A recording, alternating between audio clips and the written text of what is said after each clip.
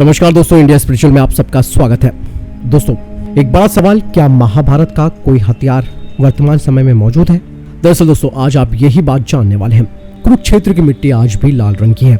कहा यह जाता है कि ये रंग जवानों के खून की वजह से होता है। खुदाई के दौरान लोहे के कई हथियार भी मिले हैं और इन हथियारों की तिथि लगभग 2800 ईसा वर्ष पूर्व की है।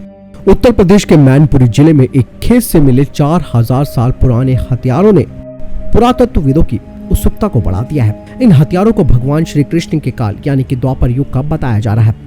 तांबे के हथियारों की जांच के बाद जो शोध परिणाम आए हैं उससे आर्कियोलॉजिस्ट काफी रोमांचित है। प्राचीन काल में भी भारतीय लड़ाकों के पास उन्नत हथियार थे। इसका पता चलता है लड़ाके बड़े हथियारों से लड़ाई करते थे। वे बड़ी तलवारों का इस्तेमाल करते थे। करीबन 4 फीट तक के लंबे हथियार उस समय होते थे। हथियार काफी तेज और सोफिस्टिकेटेड आकार के होते थे। स्टारफिश के आकार के हथियारों का भी प्रयोग किया जाता था। बता दें कि जून के शुरुआत में मैनपुरी के गणेशपुर गांव में एक किसान अपने 2 बीघा खेत की जुताई करा रहा था। कई स्थानों पर खेत के उबड़ खाबड़ होने की वजह से उसे वो समतल करा रहा था।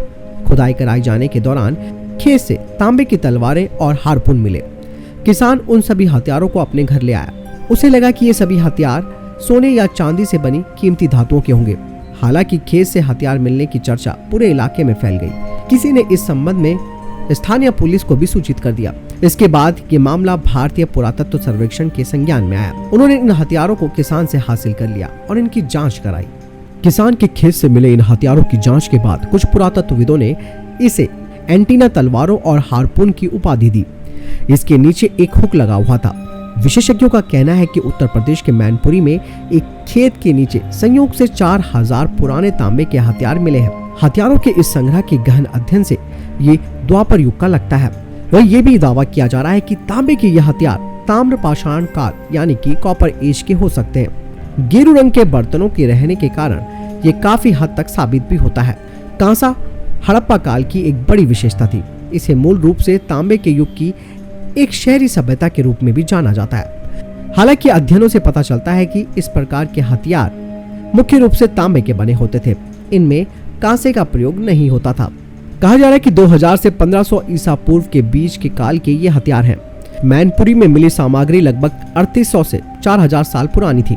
साथ ही ये कहा जा रहा है कि हाल ही में सिनौली जो कि बागपत में आता है, मदारपुर जो कि मुरादाबाद में आता है और सकटपुर जो कि सहारनपुर में आता है, इन साइटों के लिए गए नमूनों पर एक कार्बन डेटिंग परीक्षण किया गया था। वे सभी 4000 साल पहले के साबित हुए हैं। कहा जा रहा है कि हथियार पाए जाने के बाद अब ये बात साफ हो गई है कि इस काल के लोग युद्ध करते थे।